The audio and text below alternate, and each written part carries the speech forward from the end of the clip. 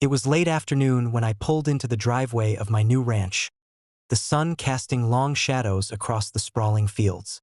My family had purchased the property months earlier, and I had finally moved in to oversee operations, settle in, and start managing the land we had worked hard to acquire.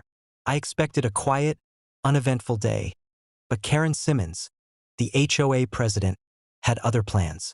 Barely had I stepped out of the truck when Karen stormed up, her clipboard in hand, heels clacking sharply on the gravel.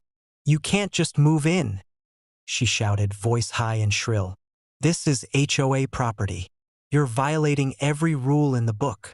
I raised an eyebrow, keeping my tone calm. "Karen, this is my property. I purchased it legally, all deeds and permits are in order, and I have every right to be here." Her face flushed red, but she was undeterred. "I'm calling the cops. You're trespassing. This is an illegal move-in." She waved her phone like a wand, ready to summon authority. I let her make the call, patiently explaining the situation to the arriving deputies. As they approached, Karen launched into her usual tirade about rules, fines, and supposed violations, clearly expecting compliance through intimidation. That's when I decided it was time to reveal a little context she had apparently overlooked. "You do realize," I said calmly, "that my family has managed ranches and large-scale properties in this state for generations? My name is on multiple land development records, water rights agreements, and agricultural boards across the county.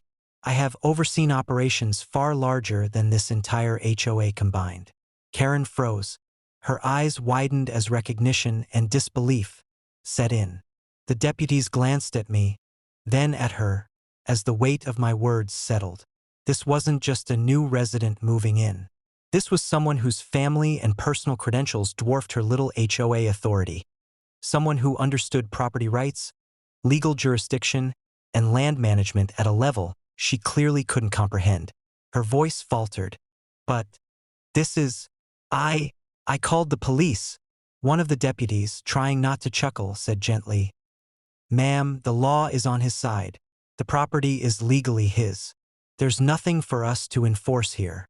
Karen's confidence evaporated. The color drained from her face as she realized her efforts to assert authority were completely meaningless. Every complaint, every imagined violation, and every attempt to intimidate had been nullified by the sheer reality of who I was and what I legally owned.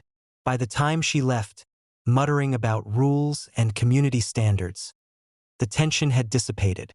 I walked across my property, watching the sun glint off the fences, the barns, and the fields, knowing that the land, the ranch, and my rights were fully secure. The HOA had attempted to bully me on my first day, only to be confronted with the undeniable truth of ownership, experience, and authority far beyond their comprehension. Neighbors later whispered about the incident, astonished at Karen's audacity and subsequent humiliation. They had seen her storm in, yelling about violations, and then watched her crumble when reality hit.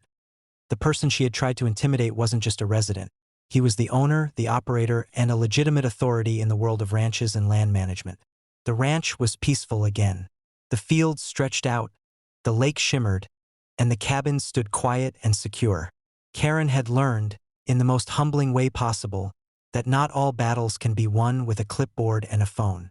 Some authorities, it turns out, exist only in their own minds, and when faced with reality, they quickly disappear.